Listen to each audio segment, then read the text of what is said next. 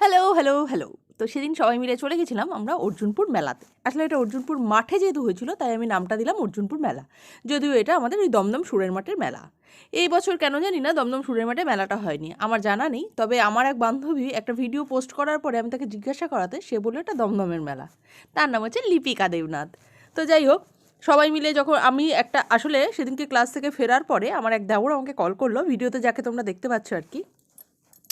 Call করে সে আমাকে বললো, চলো বৌদি একটুখানি মেলা দিয়ে ঘুরে আসি। আর আমার তো যে কোনো জায়গায় ঘোরার নাম শুনলেই কেন জানি না এক পায়ে রাজি হয়ে যাই। আসলে পায়ের তলায় সর্ষে ছোটোবেলা থেকেই, বড় হয়েও কিন্তু সেই সর্ষে কিন্তু কমেনি। তো যাই হোক, ওরা কল করাতেই আমি একদম পুরো এক পায়ে রাজি আর রেডি হয়ে গেলাম মেলায় যাওয়ার জন্য।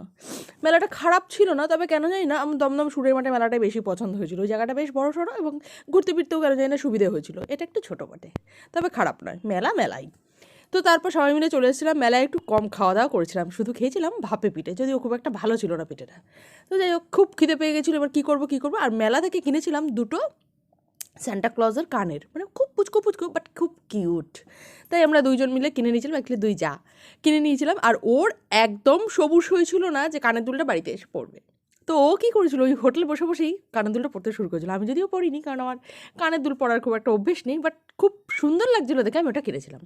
তো আমরা খাবারের মধ্যে নিয়ে নিয়েছিলাম মিক্সড চাউ, যেটা কিনা আমার ওই দেওরের ভীষণ পছন্দের একটা ডিশ।